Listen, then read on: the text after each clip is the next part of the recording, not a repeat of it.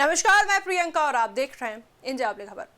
उत्तर प्रदेश में विधानसभा चुनाव 2027 का औपचारिक ऐलान अभी हुआ नहीं है, लेकिन चुनावी हलचल तेज हो चुकी है। सभी राजनीतिक दल अपनी अपनी रणनीति बनाने में जुटे हैं। इसी बीच एआईएमआईएम प्रमुख असदुद्दीन ओवैसी लगातार उत्तर प्रदेश का दौरा कर रहे हैं और रैलियों के जरिए अपनी राजनीतिक मौजूदगी मजबूत करने की कोशिश कर रहे हैं।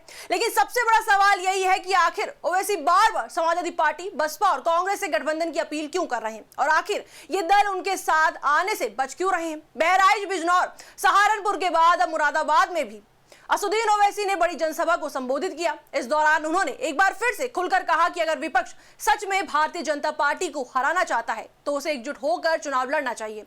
ओवैसी ने साफ शब्दों में कहा कि उनकी पार्टी नहीं चाहती है कि उत्तर प्रदेश में बीजेपी दोबारा सत्ता में आए और इसलिए वे गठबंधन के लिए तैयार हैं।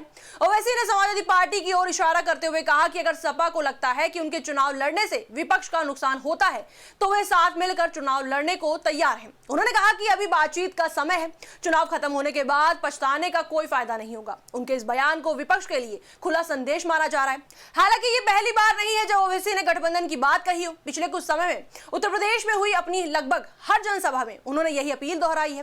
वे लगातार विपक्षी दलों को यह भरोसा दिलाने की कोशिश कर रहे हैं कि अगर सभी दल एक साथ आएंगे तो बीजेपी को चुनौती देना आसान होगा। लेकिन दूसरी ओर समाजवादी पार्टी, बहुजन समाज पार्टी और कांग्रेस का रुख अब तक बिल्कुल साफ दिखाई दे रहा है। तीनों प्रमुख विपक्षी दल फिलहाल ओवैसी की पार्टी के साथ गठबंधन करने के पक्ष में नजर नहीं आ रहे।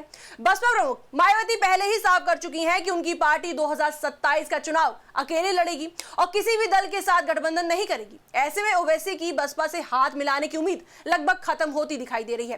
एआईएमआईएम के प्रदेश अध्यक्ष शौकत अली भी कई बार सार्वजनिक रूप से कह चुके हैं कि उनकी पार्टी बसपा के साथ मिलकर चुनाव लड़ना चाहती है, लेकिन बसपा नेतृत्व ने इस पर कभी सकारात्मक संकेत नहीं दिए। पार्टी का कहना है कि वह अपने दम पर चुनाव मैदान में उतरेगी। वहीं समाजवादी पार्टी भी ओवैसी के प्रस्ताव को लेकर उत्साहित नजर नहीं आ रही। पार्टी नेताओं का मानना है कि गठबंधन की अभी जरूरत नहीं है उसे। तो वहीं कांग्रेस का रुख भी इससे अलग नहीं है। कांग्रेस के कई नेताओं ने कई मौकों पर साफ कहा है कि एआईएमआईएम के साथ चुनावी गठबंधन की कोई योजना नहीं है। कांग्रेस और समाजवादी पार्टी के कई नेता पहले भी ओवैसी को बीजेपी की बी टीम बताते रहे हैं। यही वजह है कि गठबंधन की संभावनाएं फिलहाल बेहद कमजोर दिखाई दे रही हैं।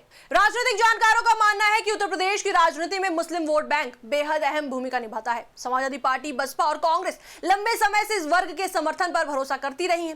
वही ओवैसी भी इस वोट बैंक में अपनी जगह बनाना चाहते हैं। ऐसे में विपक्षी दलों को डर है कि अगर ओवैसी की राजनीतिक ताकत बढ़ी तो उनके पारंपरिक वोटों में सेंध लग सकती है।